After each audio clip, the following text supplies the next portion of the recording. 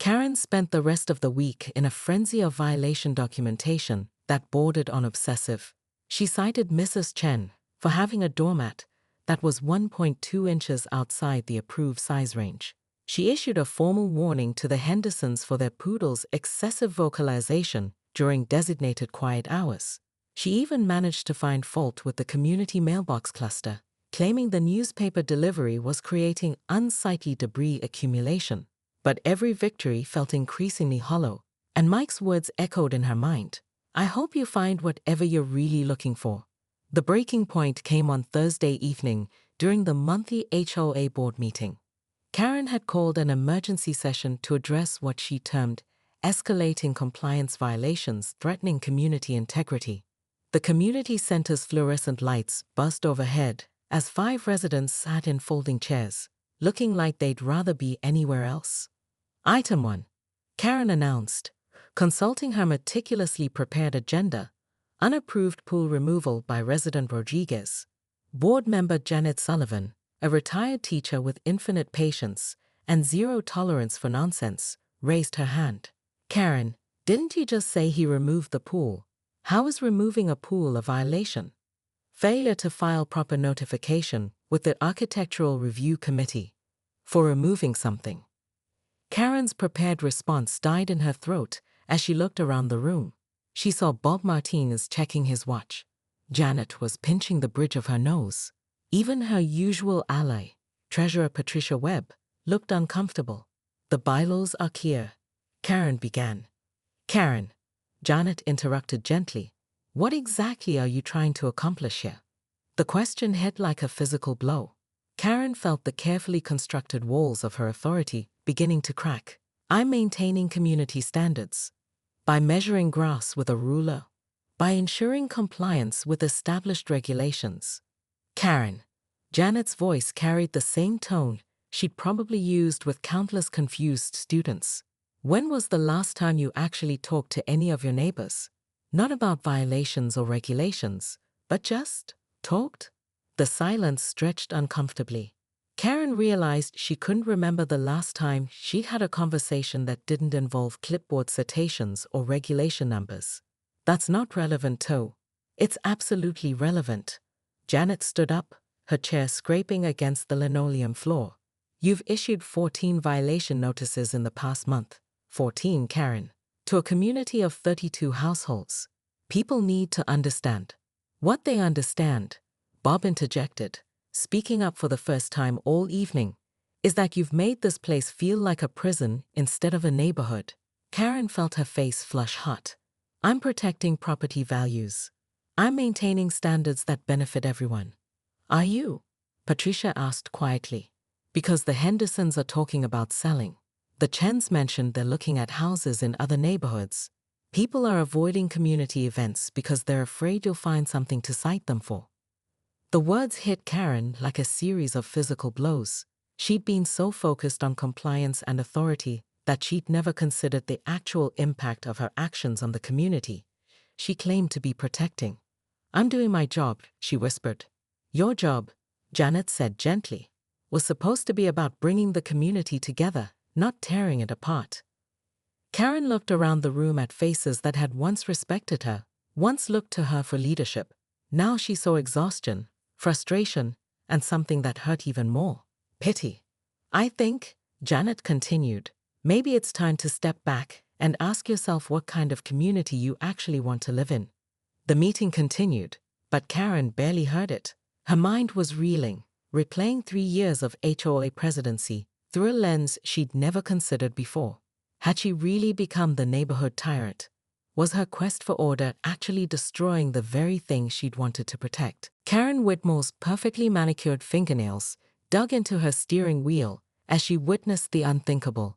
Her neighbor Mike Rodriguez dumping chlorinated pool water directly onto his prized rose garden.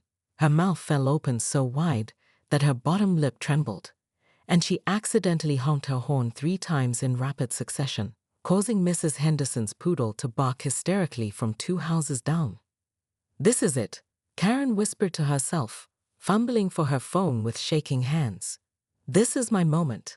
But the real shock came when she tried to step out of her pristine white BMW to confront Mike directly.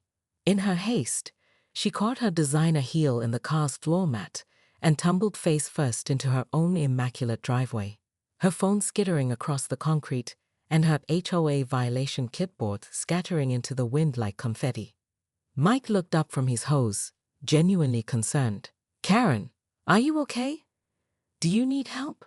"Don't you dare," she shrieked from the ground, her navy blazer now decorated with concrete dust, and her authority in tatters.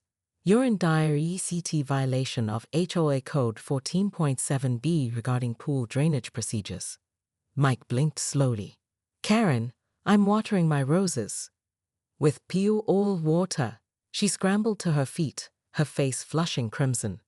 "That's chemically treated water being discharged onto landscaping without proper permits. It's just chlorine. It evaporates," Mike said, genuinely puzzled. Karen's eyes narrowed to laser-focused slits. She'd been HOA president for 3 years, and in that time, she'd perfected the art of finding violations where none existed. Her neighbors had learned to fear her monthly compliance walks and her infamous neon yellow violation notices. But this was different.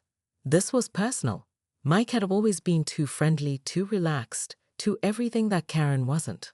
While she spent weekends memorizing HOA bylaws and measuring grass height with a ruler, Mike hosted backyard barbecues that went past the designated quiet hours. His children's laughter carried over her meticulously planned Zen garden, disrupting her meditation schedule. "The pool," she said slowly, her voice dropping to a dangerous whisper. "Where did the pool go?" Mike's face brightened. "Oh, we took it down yesterday. The kids are getting older, and honestly, it was becoming more work than fun. We're thinking of putting in a vegetable garden instead." Karen's world tilted on its axis. She'd been planning her assault on Mike's pool for months, documenting every splash that exceeded acceptable decibel levels, measuring the fence height to ensure compliance, even researching property line encroachment possibilities. The pool had been her white whale, her ultimate violation trophy. "You can't just remove a pool," she stammered. "Sure you can. It was above ground. Took us 3 hours to drain and disassemble." The betrayal cut deep. How dare he solve his own problems before she could create new ones? Karen felt her carefully constructed authority crumbling like a house of cards in a hurricane. "The HOA requires advance notification for any major landscaping changes," she said, grasping for control. Mike scratched his head. "Karen, it's my backyard. Nothing in Willowbrook Estates is just your anything, Michael Rodriguez." She practically spat his name. "Everything is subject to community standards and HOA oversight." As she marched back to her house, her mind was already spinning with possibilities. If Mike thought removing his pool would end their conflict, he was gravely mistaken. This was war, and Karen Whitmore never lost a war. Behind her, Mike shook his head and returned to watering his roses, completely unaware that he'd just awakened a sleeping dragon. By 6 a.m. the next morning, Karen had transformed her dining room into a command center. Her grandmother's antique mahogany table now groaned under the weight of HOA bylaws, property surveys, city ordinances, and a color-coded map of Willowbrook Estates with Mike's house circled in angry red marker.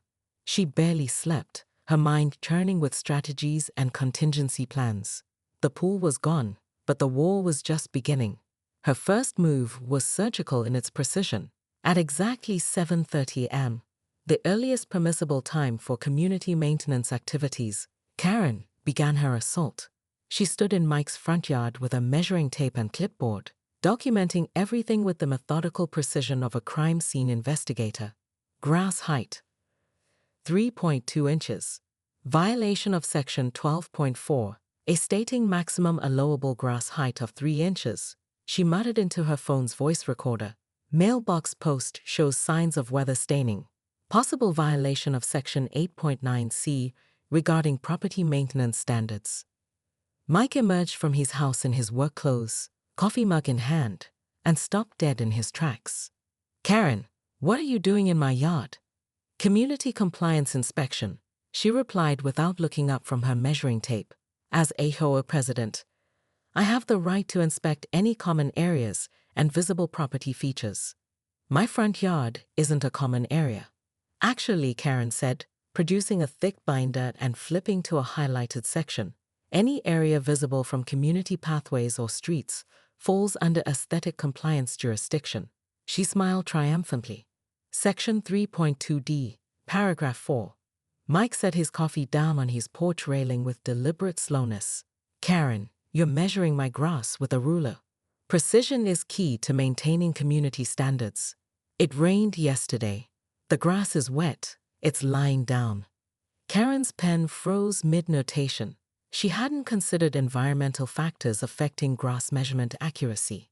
Her jaw tightened as she realized this particular violation might not hold up under scrutiny. But Karen Whitmore didn't become HOA president by accepting defeat. If the grass wasn't going to cooperate, she'd find something else. Your garden hose, she announced, pointing dramatically, is lime green. So? Section 11.7F clearly states that all visible utility items must be in earth tones or classic colors. Lime green is neither earth-toned nor classic. Mike stared at her for a long moment. Karen, it's a garden hose. It's a violation. She scribbled furiously. And that coil placement, utility items must be stored in designated areas, not draped casually across landscaping features. You mean my rose bush? I mean your non-compliant utility storage situation.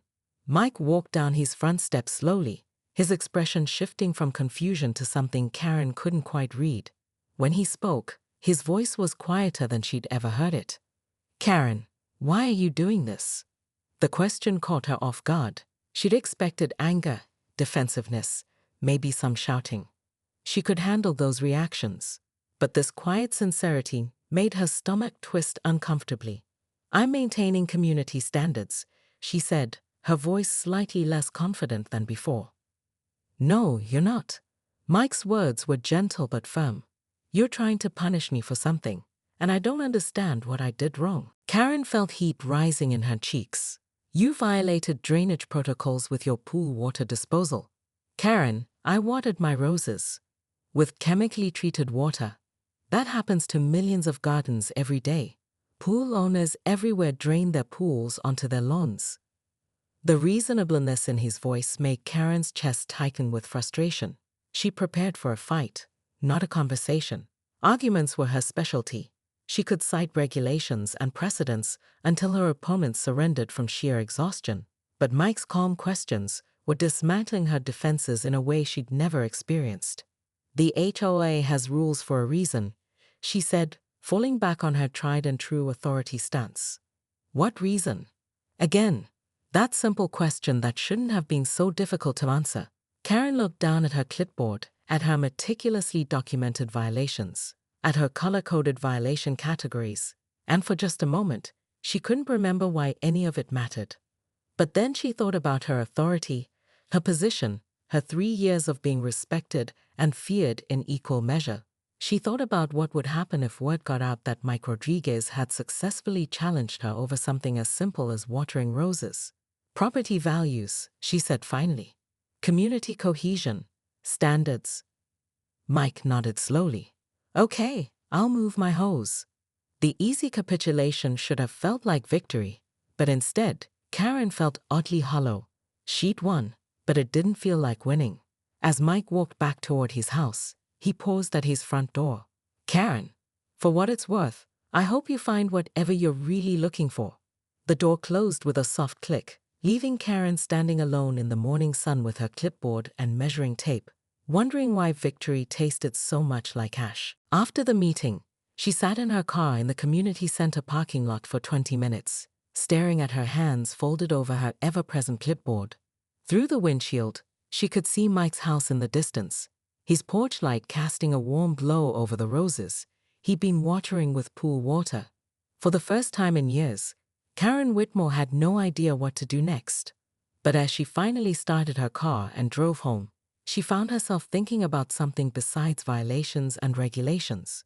She was thinking about what Mike had said about finding whatever she was really looking for.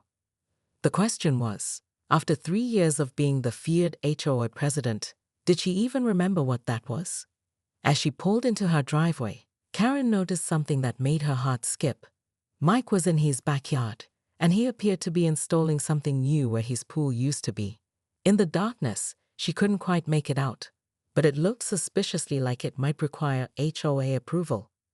Her clipboard was already in her hand before she realized she was reaching for it. But this time, for the first time in years, she hesitated. What if, instead of documenting another violation, she just asked? The thought was so foreign it made her dizzy. But as she sat in her dark car, watching the warm light spill from Mike's windows onto his mysterious new backyard project, Karen felt something she hadn't experienced in a very long time. Curiosity about her neighbor's life that had nothing to do with rule enforcement. Tomorrow, she decided, she would find out what Mike Rodriguez was building, and maybe, just maybe, she'd figure out what she'd been looking for all along.